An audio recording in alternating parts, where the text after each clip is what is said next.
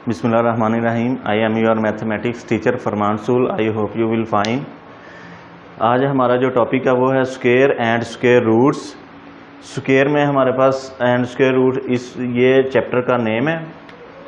इससे पहले हम स्क्वायर और स्क्वायर रूट्स की बात करने से पहले हम रैशनल और इर्रेशनल नंबर्स के बारे में बात कर लेते हैं।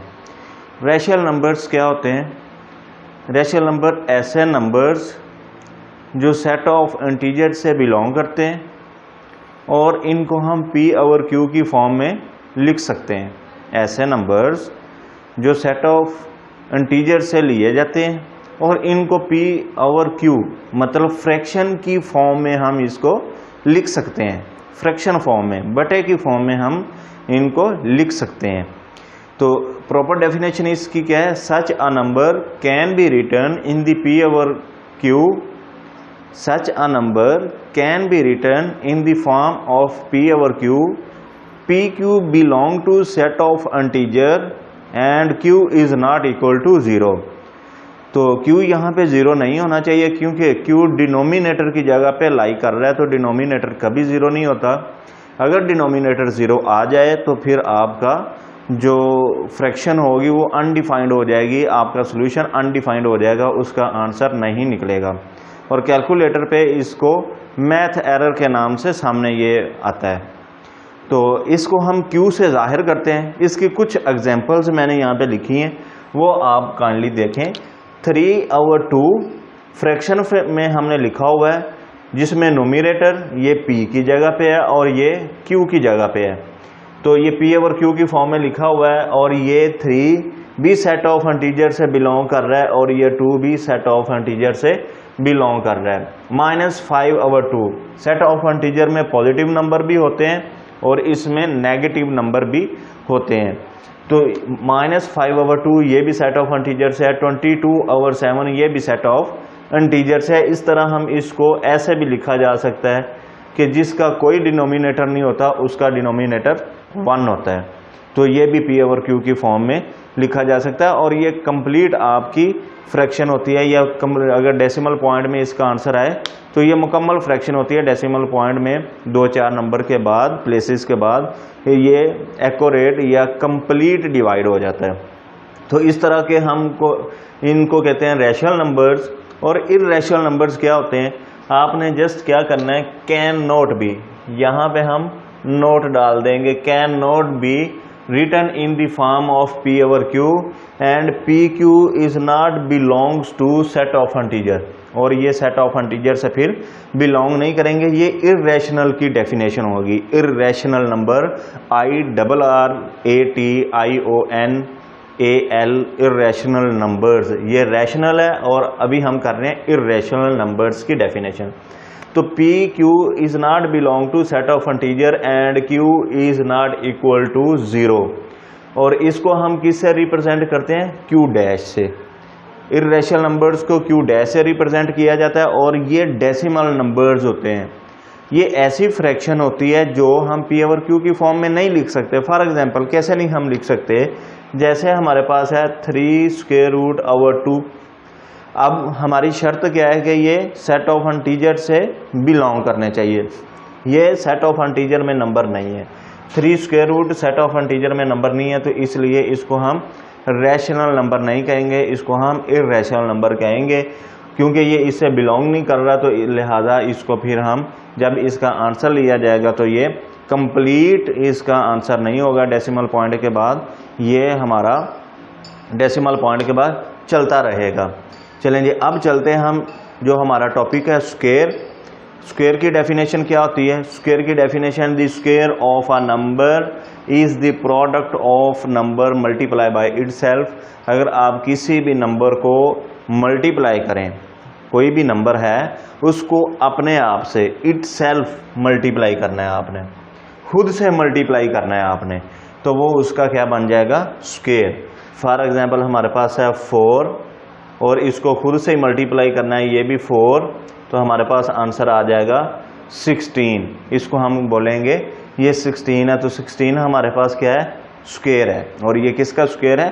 4 स्क्वायर है। तो इसको हम ऐसे भी लिख सकते हैं 4 की पावर 2, ये हमारे पास इस तरह आ जाएगा। उसके बाद स्क्वायर असल में होता क्या है, जैसे हमारे पास एक रेक्टेंगल डायग्राम होती है, एक हमारे पास स्क्वायर डायग्राम होती है।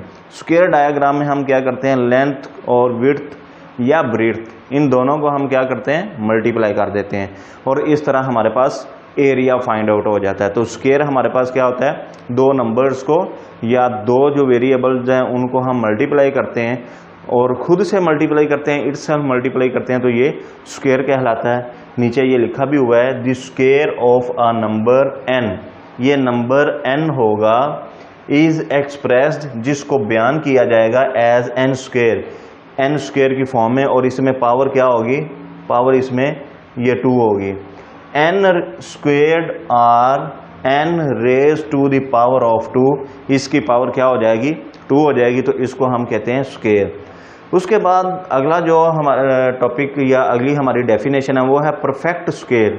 परफेक्ट स्क्वायर क्या होता है, the square of a natural number, किसी भी नेचुरल नंबर का स्क्वायर। और नेचुरल नंबर्स याद होंगे स्टूडेंट आपको, नेचुरल नंबर्स क्या होते हैं, 1 2 3 और ऐसे ही अप टू सो ऑन, और इनको जो सिंबॉलिकली हम लिखते हैं वो n से रिप्रेजेंट करते हैं, और ये 1 2 3 अप टू सो ऑन इस तरह के नंबर होते हैं।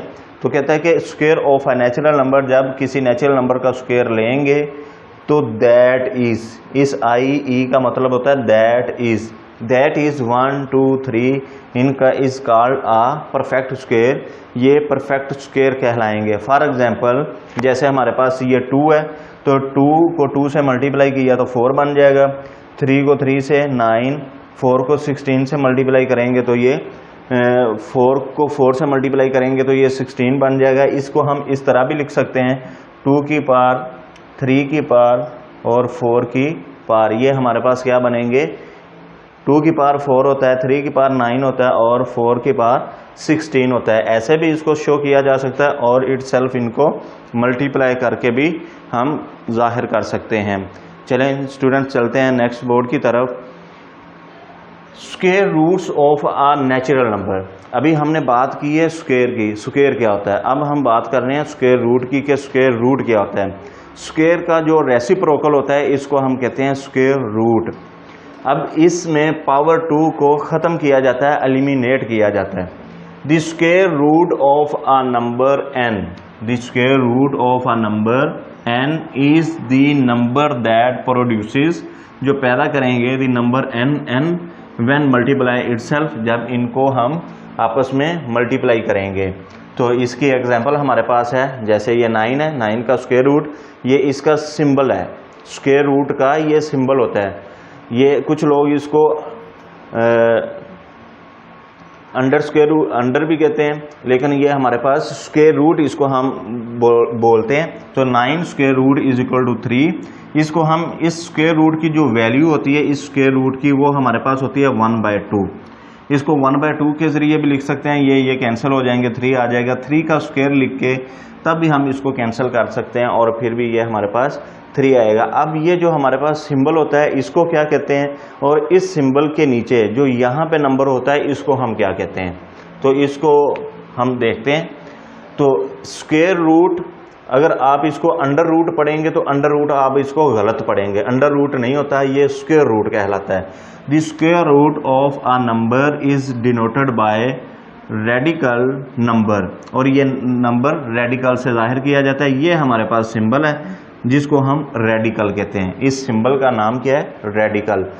उसके बाद जो इसके नीचे नंबर आता है उसको हम क्या कहते हैं, the number inside the square, इस स्क्वायर रूट के जो इनसाइड नंबर यहाँ पे लिखा जाता है इज द रेडिकेंड, उसको हम रेडिकेंड कहते हैं। यहाँ पे हमारे पास रेडिकल क्या है, ये स्क्वायर रूट, और रेडिकेंड क्या है, यहाँ पे हमारे पास ये 9 है, इसको हम रेडिकेंड कहते हैं। और यहाँ पे अगर कोई वैल्यू नहीं लिखी हुई तो इसको हम स्क्वायर रूट बोलेंगे, और अगर यहाँ पे 3 लिखा हो इसके ऊपर इसको हम क्यूब रूट बोलते हैं, और अगर यहाँ पे ये 4 लिखा हो तो इसको हम 4th रूट बोलते हैं, इसी तरह 5th रूट और सो ऑन। उसके बाद बच्चों अगर हमने स्क्वायर रूट लेना हो, मतलब स्क्वायर तो हमारे पास आ गया, किसी नंबर को खुद से मल्टीप्लाई करें तो वो स्क्वायर बन जाता है, लेकिन अगर स्क्वायर को हम स्क्वायर रूट लेना चाहते हैं तो स्क्वायर रूट कैसे लेंगे, इसके लिए हमारे पास 2 तरीके होते हैं। एक प्राइम फैक्टराइजेशन है और एक डिवीजन मेथड होता है।